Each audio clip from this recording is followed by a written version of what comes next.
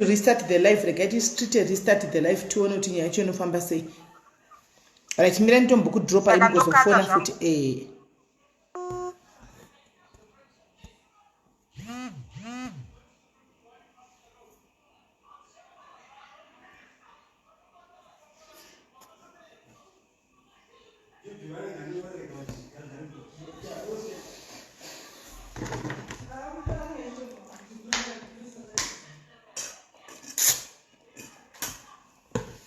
inetwork amene zvairi kuita guys.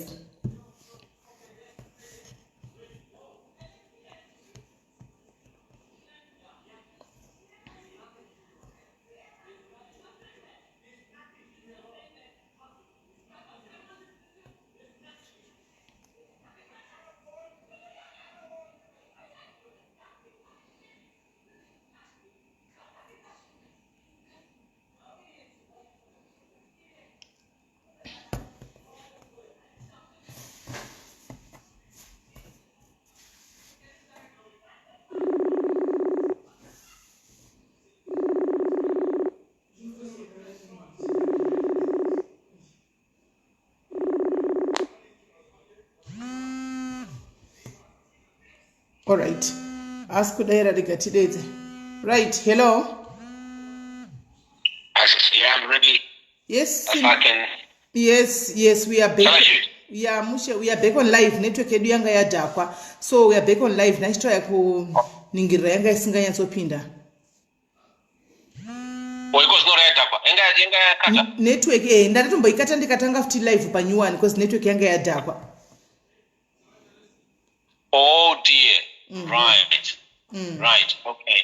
I see. Okay, so we're practically okay. We're gonna be. I see.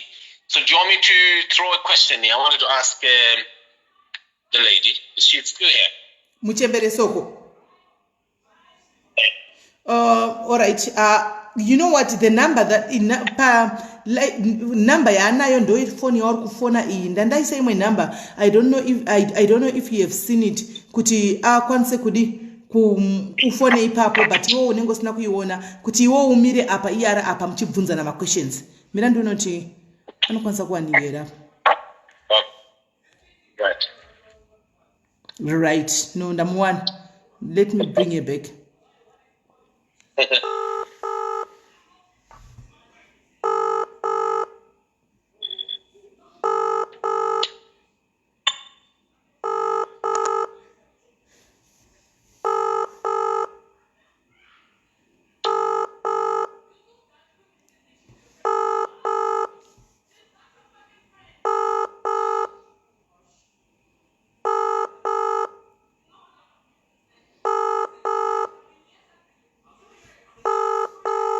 Seems as if she's not picking my calls anymore.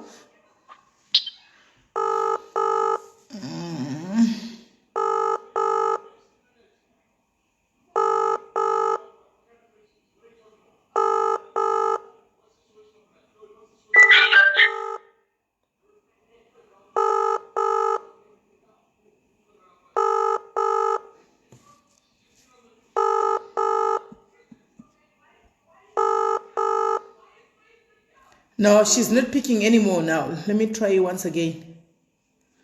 I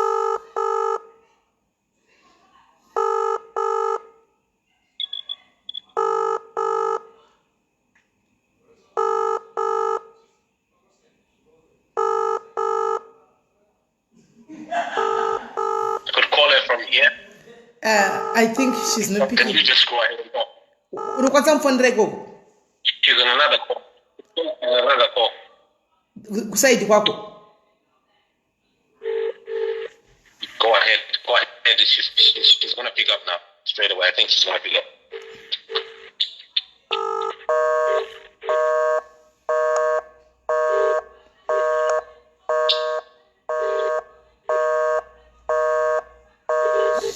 She's on another call.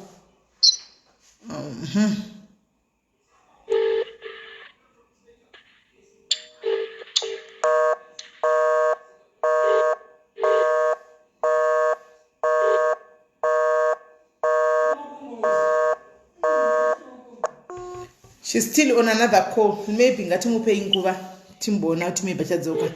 Right. Nyaya wanga wainzwa here iwewe Simba? Yeah, I was also trying to understand what's going on because the lady who's been complaining, she had told me to know what the plan is. She had asked me also, she had asked me also to look into the matter, and then we were so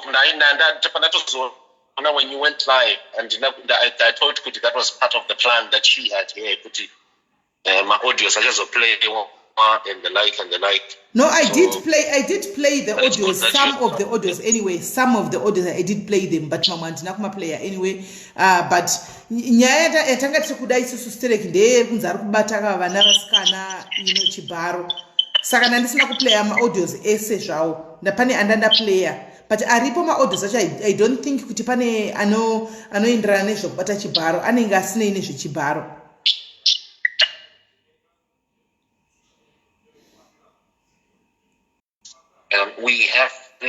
There's a man who is part of this, who was named as part of this. And are you aware? Ane Murume. Murumadi? Yes. Ane Murume itotaurwa as a victim. Murume itotaurwa as a victim kuti akabatwa futi?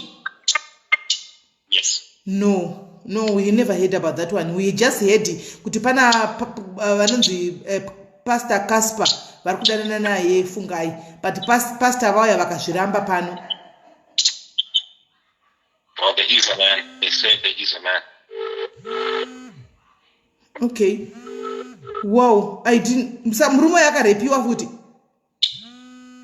Yeah, we were going to have everything. Everything was going to be laid out. It was supposed to be like yesterday. So that's why I wanted to catch up with you and see how far, and if this is a compilation now of the cases, and then Mapta could answer for this. But when she said that she is gay, did she mean it or she was joking?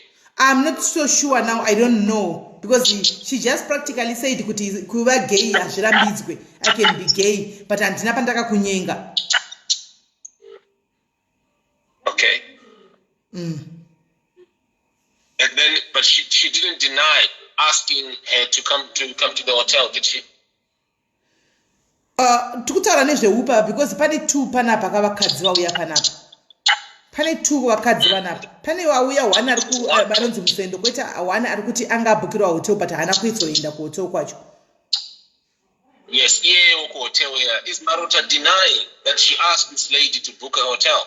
No, ari kuti zvaana kukumbira akangoona hoteli yabhukiwa and ndopa akabvunza vanhu vakamuti usaenda. Ndorati iye fungai Marota ari kuramba here kuti she wanted to get a hotel booked. No, musikana atitaura hana kuramba. No, hana kuramba. So iye fungai to like this. What is she? Fungai hana kuramba. No, Anna. But there you see, we could start from there. That there is a tacit admission there by her. Not your fact that can be read as a Yekuti. There is a hotel in question, and also an admission verbally that she is gay. I think now maybe the question would be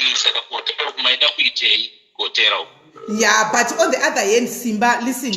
On the other hand, if you want to be tichida kuti ataura sezvazviri pafair chaipo besides tisingatori heti yedu kana kuisa apa anditika mugay lesbians havarambidze kunyenga kana vakanyenga and apasati hapana evidence rakuda so far kuti musikana uyu akanyengwa angobvunza musikana uyu kuti pamainditi tinde kuhotel maida kunondinyenga here handiti iye muchembereso kwakati andirambidzwe kana ndiri ngochani kuti ndinyenge munhu handika saka izvo zvandifunga kuti pane mhosva ipapa so far hapana mhosva ipapa. Yes. Okay. So but agree that she has admitted stated so far that she has had a hotel, an intention to meet this lady in a hotel. No, that one I don't know. You left to go back to life. Or not life. Quite clearly, maybe motivation and it's not just enough. But that's quite clear. She wanted something. Yeah, she wanted she definitely wanted to meet in a hotel. But Simba, okay, Simba, let's be honest. All right, let's be honest here.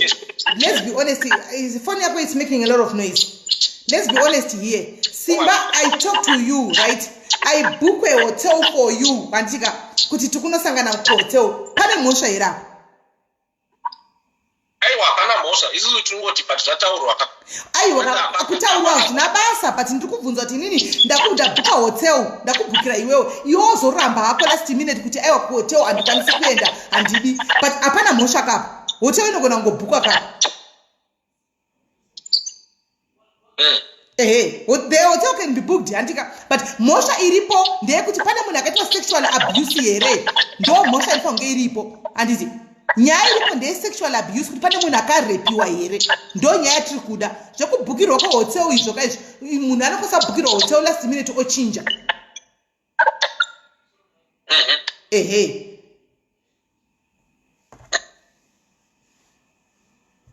Right.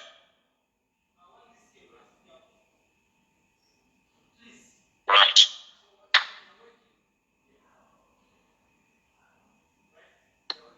Yeah. Are you there? Yes, I'm here. Oh, this lady is not picking up her phone.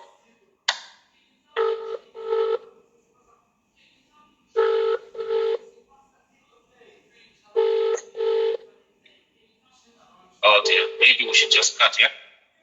Okay, listen Simba, I think you are urku I think une anditi pane munhu aripota kwauri kuti umuitire ma investigations. I don't know hangu kuti aripota kuti chii kuti paitwe ma investigations echi handisi kuziva so far andika, but isusu tiri kuti if kana varipo vakadzi vacho vari kuti vakarepiwa nafungai, we want them to come forward votaura takarepiwa andika sezvaita musendo kuti ndakabatwa but ndakatoripota kupolisi handiti, so that we can start from there.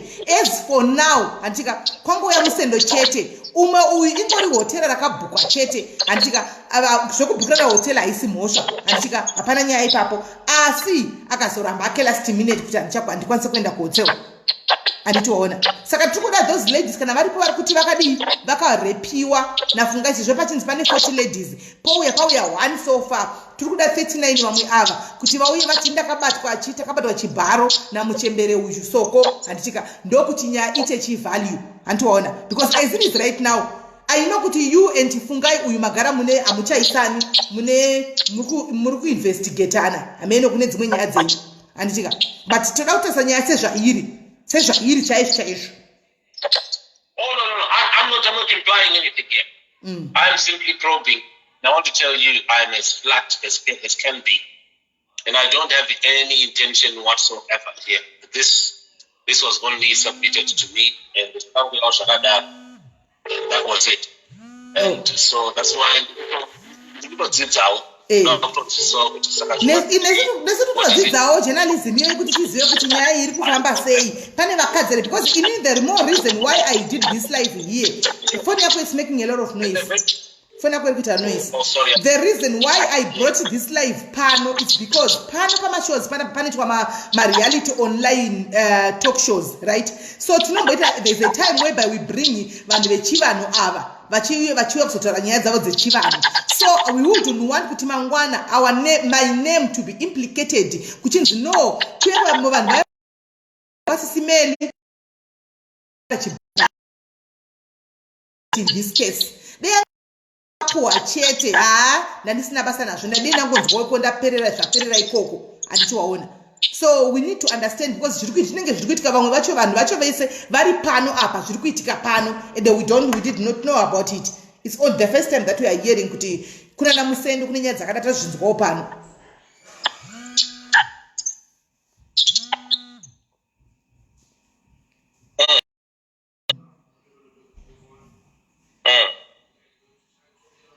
Zanzi Machembere owned up that she wanted a sexual encounter. Demand Gela Foreman.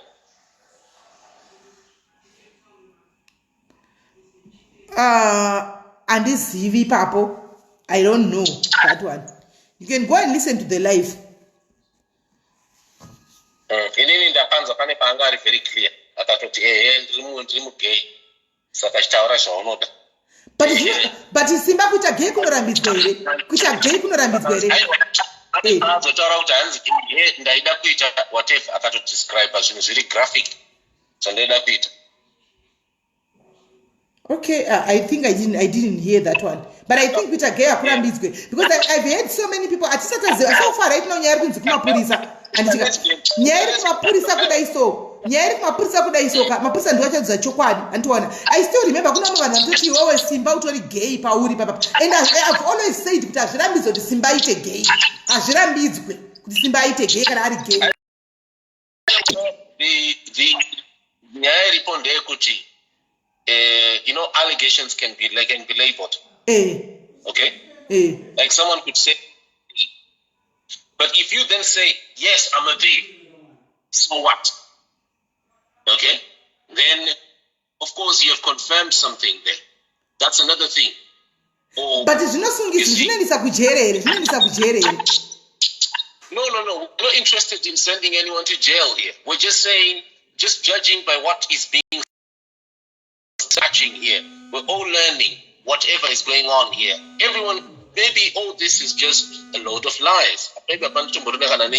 Yes, that's why we're trying to get to the bottom of it. That's why we are trying to get to the bottom of it. Kuti izvo kuti gay kana kuti ingocha ngati kudi hatina inazvo but inichandi kuramba simba is anditika kuti kana vachita zvechingochani handiti she has to come out straight away otaurira vanhu even vanenge vaenda kunobatsirwa vaya kana vachita zvechivanhu chake capitalize kuti kana uchida kuti ubatsirwe mashava ako abude tanga warara neni ndo pandiri kuramba ipapo antiona zvechingochani zvazvirambidzwe ipersonal choice yemunhu. Yes, spot on there. But anyway, I think this is maybe this is it. As a simple walkover. Saka you are streaming it straight to Zima.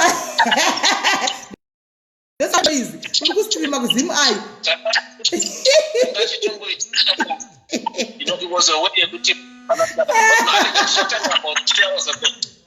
So we were just. Oh, I thought you knew. No, I didn't know that you were streaming Kuzim Eye straight. Saka, you are alright. What you can do, Simba? You are what you can do. If you want to stream Kuzim Eye, tunze makola za kufona ya vanisha kuchaora. Then you will keep on streaming Kuzim Eye. Isuchile katunze vanu. Maybe sheta lakire kuwa nachi. Varikuti pa 39 ya Sara ili kuchitaka repiwa. Voya wota pano. You want to stream iko koko au kustream iko. Imimi rambaye mshita za murkita. Rambaye mshita ya murkita. You always kana chistream wota za kustream iko koko. Isusu to eda. Varikuti vakarepiwa vachona vobva vataura. You want to stream iko koko. No, it's okay. We were just following the same like we have done before. Yakuti kana pa in cases anenga itwa but now the line that you are now utavaridzira vacho mama victims anenga achida kuuya now to claim kuti ini ndakazvitiwa because you are here, you are okay. So that yes. Proceed. Yes. But kana mazvudza uko munofanira kumubvunza iye mainly kuti I apologize here. Anyatsotiudza kuti clearly panyaya iyoyo yaataura zvaataura iye panyaya yekuhotel iya and nenyaya yeungosha zvisina kushata zvazvo kana ari if she is a lesbian there's no problem at all. Are you there? Yes, I'm here. Vanhu kuti tikuda kufona kuti udone tise vamwe. Right.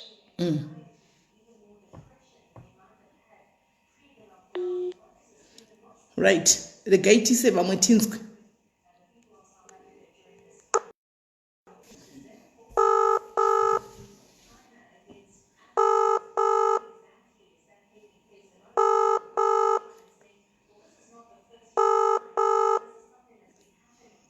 Yellow collar. Did right to say? Did it go? I just want to honest silence. And listen. I mean, not to do yeah. Chanduda kutaura first of all, handisina kuaccusa anyone. Nyaya iyi ine kaviri sezvo pasina evidence sezvo pasina kumapurisa. What I want people kuti varealize ndezvekuti munhu anofamba achibata vanhu handisi kuaccusa anyone. Abatisise ipapa. Yake hapana munhu anoti ndakazviita. These people are clever. When I commit crimes, they are very, very clever. Anenge aronga yake kudhara. As you can see, kuti ava kutothreatena kuti ndakubudisa zvakati. A similar story happened. I'm just going to be 2 minutes. Munhu uyu aitora munhu uyu achienda naye kuma friends ake achiita sei munhu achimuona, so they just assumed munhu uyu vari vese. So when that happened, akangoti kaidanana and nyaya yakangoenda yakadaro. So munhu anobata munhu angobate munhu nje asina ndichadai so anenge achitoziva paakadzika. So that's why all these threats are coming kuti ndakuzodai azvambofaniri kuitika zvesezvo. On the other hand, kuti Machembere soko vanyeberwa kunzi vabata. This is a very serious accusation. Yekunyebera kana kuri kunzi kunyebera. V11 akanzi amunawo hachisicho chivanhu. This is beyond you. Iyi haisiri hondo yenyu. Kana maramba kuzinanzwa pa vanhu vechivanhu, madzimbo mako ndo vanokufaitira your battles. You cannot fight this alone. If kana muri kunyeberwa pinda imba menyu mucheme mutekete fight your battles. You do not fight your battles muchiyanika vanhu paFacebook muchiita sei hachizicho chivanhu. This is not it. Okay. Saka inini nyaya yekuzoti vakuthreatena vachiti mwana kana wauya no, that actually shows kuti nyaya yika it's just, I don't know, there's no smoke without fire. Yanika vanhu vanovabatsira izvo hazvizizvo. If kana muri kunyeberwa kamuchendereka, taurai nevekwenyu, let them fight your battles, because vachakurangai futi kuti kwewewe sei uri kudai so, you know, because these vadzimu ava hauzi and ukakanganisa ukavanyadzisa because vanhu vese vakutongoshura tupo so Musendo. Everyone knows Musendo is Mandla's girl. Musendo is a free spirit. Saka izvizvi is beyond you Machembere. Kana muri Machembere wechokwadi takuda kuona nemabasa izvizvi takuda kuti let that happen. Let you not ndakupira njuzu dzangu what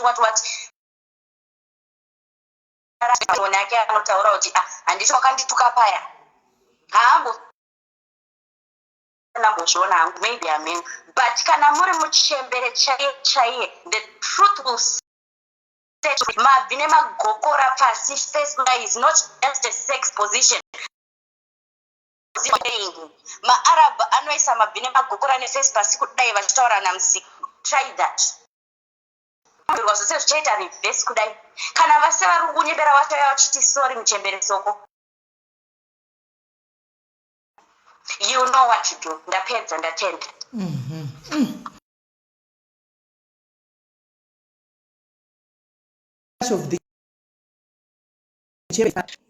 Hello, Sis Melly. Hello. I'm so sorry.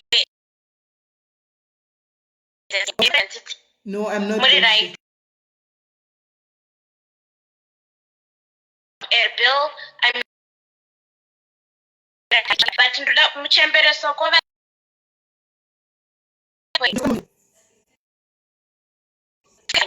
ndoda kuziva